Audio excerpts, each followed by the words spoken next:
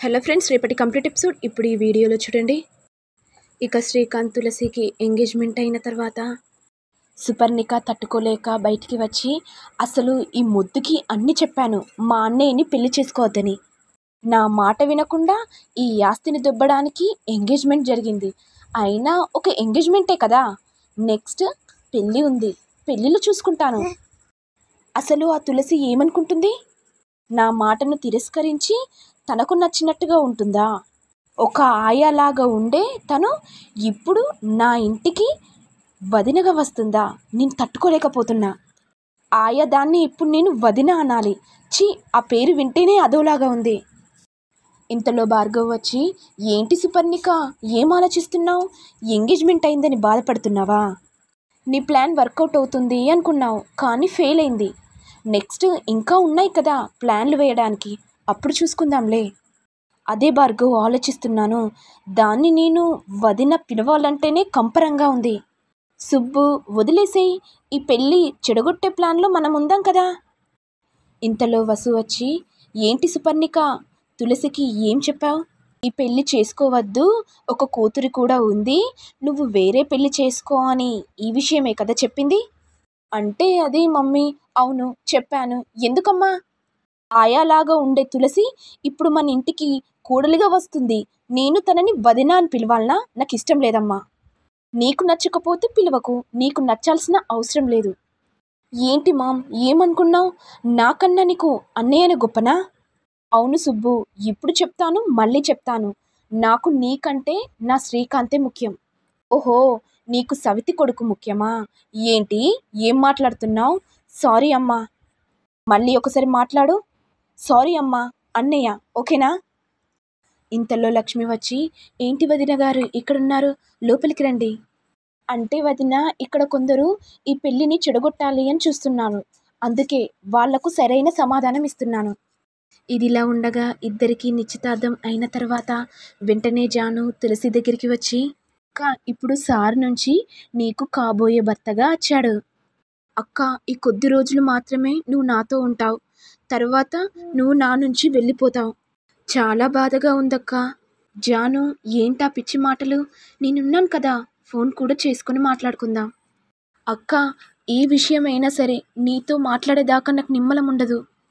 జాను, ఎందుకు ఏడుస్తున్నావు? జాను, ఏడవకు, నువ్వు ఏడిస్తే నాకు కూడా బాధగా ఉంది. ఇలా జాను ఏడుస్తుంటే శ్రీకాంత్ వచ్చి, జాను, ఎందుకు ఏడుస్తున్నావు? నీకు ఎప్పుడైనా మీ అక్కతో మాట్లాడాలనిపిస్తే చెప్పు, నువ్వు మా ఇంటికి రా, లేకపోతే నేనే వస్తాను నీ దగ్గరికి, మీ అక్క దగ్గరికి తీసుకురావడానికి. బావా, నువ్వు మా అక్కని మంచిగా చూసుకోవాలి. తను అమాయకురాలు, ఎవరు ఏమి అన్నా మౌనంగా ఉంటుంది, సమాధానం ఇవ్వదు. మీరే చూసుకోవాలి బావగారు. జాను, మీ అక్క చిన్నపిల్లనా? నేను చూసుకుంటాను కదా జాను. బావగారు, మా అక్కను మీ చేతుల్లో పెడుతున్నాను, మీరు ప్రేమగా చూసుకోవాలి. తనకి ఏదైనా జరిగితే నేను తట్టుకోలేను బావగారు. జాను, మా అమ్మెంతో తులసి కూడా అంతే. ఇలా మాట్లాడుతూ ఉండగా ఇంతలో సుపర్ణిక వచ్చి, అంటే మీ అక్కని ఎప్పుడు మా అన్నయ్య కొంగు పట్టుకొని తిరగాలనా? మా అన్నయ్య ఆఫీస్కి వెళ్ళకుండా ప్రతిరోజు మీ అక్క దగ్గరే ఉండాలనుకుంటున్నావా? ఇలా సుపర్ణిక అంటుంటే జాను మౌనంగా ఉండిపోతుంది. వెంటనే శ్రీకాంత్, సుబ్బు, అసలు నువ్వు ఏం మాట్లాడుతున్నావు? నేనేమన్నానన్నయ్య? మా వదినతో సంబరంగా మాట్లాడుతున్నాను. ఏ జాను వదిన, నువ్వు ఫీల్ అయ్యావా?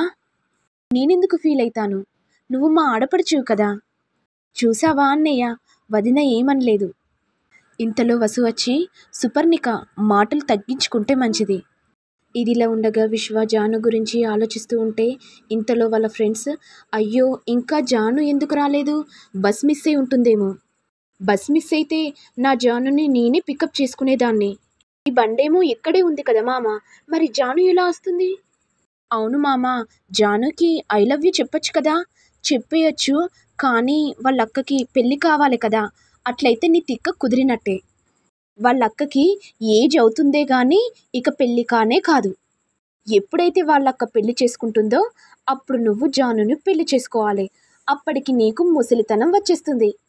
అయ్యో పాపం విశ్వ, అప్పుడు మన బ్యాచ్లో అందరికీ పెళ్ళిళ్ళైపోతే ఇక విశ్వ మాత్రం ముసలోడిలా ఉంటాడు.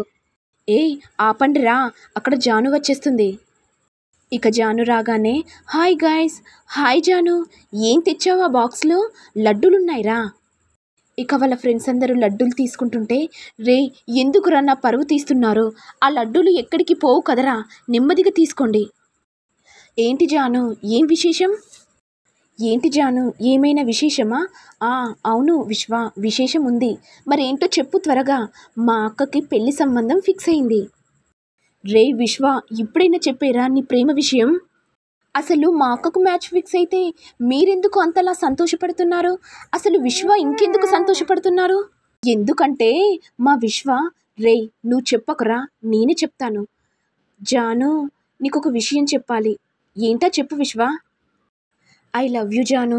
ఇది విని జాను ఒక్కసారిగా షాక్ అవుతుంది. ఏంటి విశ్వ, ఏం మాట్లాడుతున్నావు? నేనెప్పుడు నిన్ను ఒక ఫ్రెండ్ లాగా చూశాను. ఈ ప్రేమ గీమ అంటే నాకు కుదరదు. నేను జస్ట్ ఫ్రెండ్ లాగా చూశాను. నువ్వు కూడా నన్ను ఫ్రెండ్ లాగా చూడు. నీతో నేను క్లోజ్గా ఉంటే అది ప్రేమ అనుకుంటావా? విశ్వ, నీకు తెలుసు కదా నాకు ప్రేమ పెళ్ళిళ్ళంటే నచ్చవని. మరి తెలిసి కూడా ఎందుకు ఇలా చేస్తున్నావు? నిన్ను నేను ప్రేమిస్తాను, మరి నా తల్లిదండ్రుల పరిస్థితి ఏంటి? వాళ్ళు నా మీద ఆశలు పెంచుకున్నారు, నా బిడ్డ ఏ తప్పు చేయదని. కానీ నువ్వు విశ్వ ఇలా చేస్తావని నేనెన్నడూ అనుకోలేదు. ఎవరైనా లవ్ చేస్తే ఫస్ట్ వాళ్ళు సెటిల్ కావాలని చెప్తాను. ఇద్దరు ఒకరినొకరు అండర్స్టాండింగ్ చేసుకొని సెటిల్ అయిన తర్వాత పెళ్లి చేసుకోవాలని చెప్పేవాడిని కదా విశ్వ. మరి నువ్వేంటి విశ్వ, నిన్ను చూస్తుంటే నాకు కోపంగా ఉంది. కొట్టేయాలన్నంత కోపం వస్తుంది. ఇక్కడి నుంచి వెళ్ళిపోరా, నీ మొహం ఇంకోసారి చూపెట్టకు. జాను, ఎందుకలా మాట్లాడుతున్నావు? నేను నిన్ను 3 years నుంచి